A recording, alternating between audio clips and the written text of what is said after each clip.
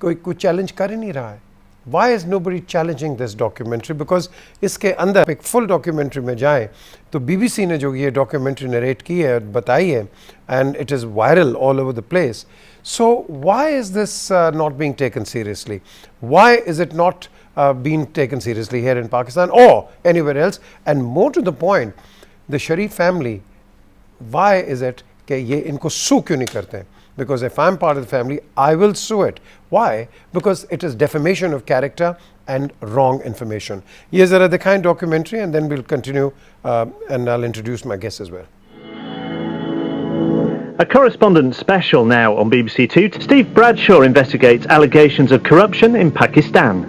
This is a strange story that begins in an ordinary street in Essex.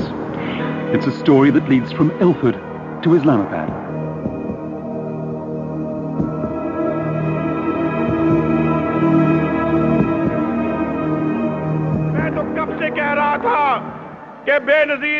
Nawaz Sharif's first run for Prime Minister was in 1990.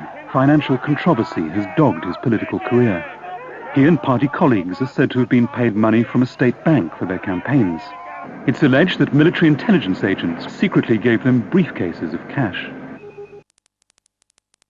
Submitted to the court, the intelligence officer who allegedly acted as the go-between listed Nawaz Sharif as having received 3.5 million rupees. I'm not going to seek to decide this because this issue is before the Supreme Court of Pakistan. In the 80s, the Sharif family business, called the Ittifaq Group, grew from humble origins to become one of the country's largest enterprises. Though some of the Sharif family mills are now almost derelict, at the start of the 90s they prospered, with methods that were as farcical as they were illegal. What Malik investigated and put before the court were allegations that the family, having moved money out of Pakistan in the good times, were now bringing it back when they needed it. His case began with a bank account in the name of a Mr. Sulman Zia, a name that became central to his investigations. Downtown Lahore, where Mr. Zia's account was opened in 1992 at this bank. Malik's inquiries showed mysterious deposits of hundreds of thousands of dollars paid into the account in travelers' checks. Traveler check amounting to US dollars 700,000. 700,000 in one dollars account. In travelers' Yes. checks. So it was very intriguing for us. So that gives us the suspicion that it is money laundering.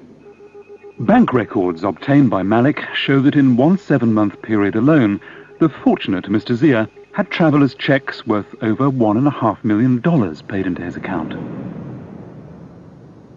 I tried to pay a modest $5 into Mr. Zia's account.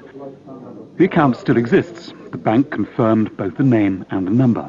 But while the account is obviously real, Malik claims Mr. Zia is not. The money, his FIA men told the court, was the Sharif's. But there was no paperwork to prove it. And what if there really was a Mr. Zia? On the account application form, Mr. Zia's occupation was described vaguely as agriculturalist. The address given was Main Bazaar, Sahiwal, though curiously it said no correspondence. We went to Sahiwal to try and find a Mr. Sulman Zia, or even just his address in the main bazaar. भाई जब वो main बाजार का नाम नहीं साथ बाजार का नाम होगा ना जैसे पाकपतन मेन बाजार पाकपतन बाजार साथ बाजार का नाम भी बताया जाए फिर पता चलेगा इस तरह मेन बाजार कोई नहीं है शहर में. Salman Zia is a fake man. He doesn't exist. The trail led to London. Malik claimed that millions of dollars issued from the Zia and other fake accounts had been paid into accounts opened back in Pakistan in the names of a London family, a family called the Kazis. Unlike the mysterious Salman Zia, the Kazis really existed. They had passports, but the passports were British. None of the family had even been in Pakistan when the accounts opened in their names were opened there. The trail to the Kazis led past the city, well past it. It led to Ilford in Essex. The Kazis' home is in this busy Ilford High Street. To the family's bemusement, letters started dropping through their letterbox from the banks in Pakistan. The good news for the Kazi family was that accounts opened in their names had millions of dollars in them. The bad news was that it was being used as a way of guaranteeing loans to Pakistani companies. companies connected to the family of the Prime Minister of Pakistan. One day, Kashif Qazi opened a letter that said he had over $2 million.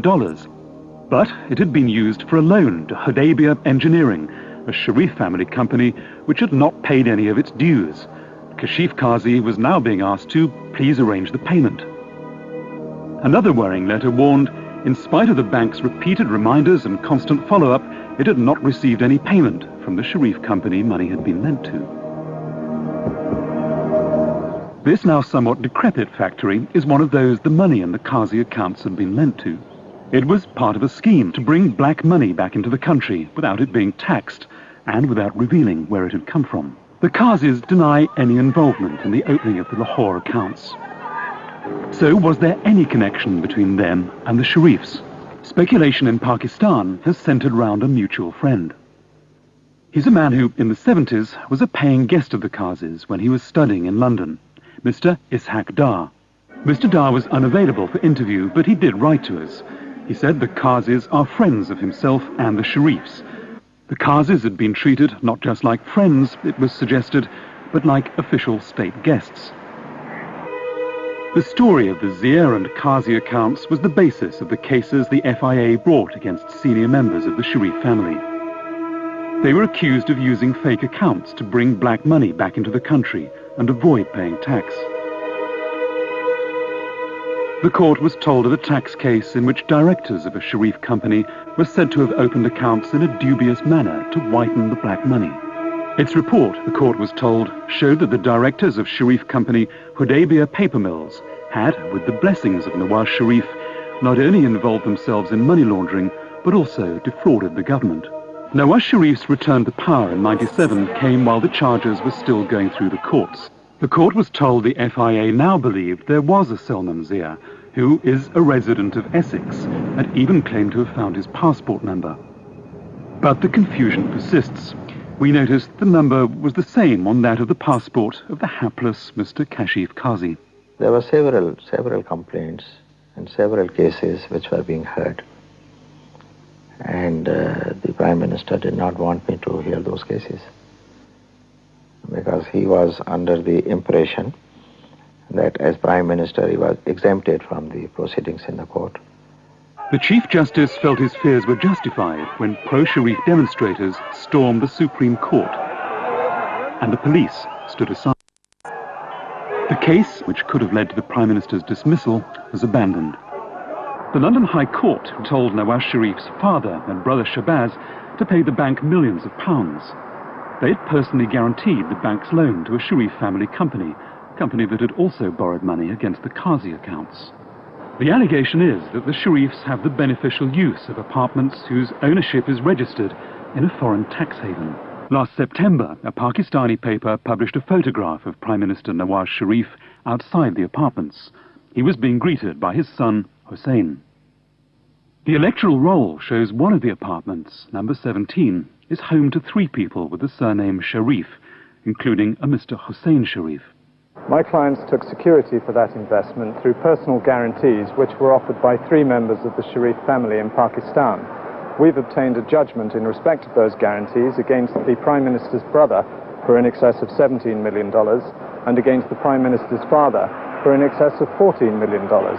We would like the judgment debtors to come to court in this country and explain what assets they have here and abroad which can be used to satisfy that debt.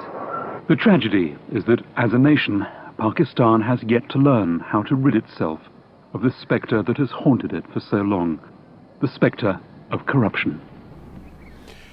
ये आपने documentary देखी है end of course courts हमारे कह रहे हैं कि अखबार के अंदर अगर जो चीज़ आती है that shouldn't be taken seriously क्योंकि अगले दिन तो उस पर पकौड़े बन जाते हैं but what about this documentary I mean somebody is going to be accountable and somebody is going to be held accountable for this क्योंकि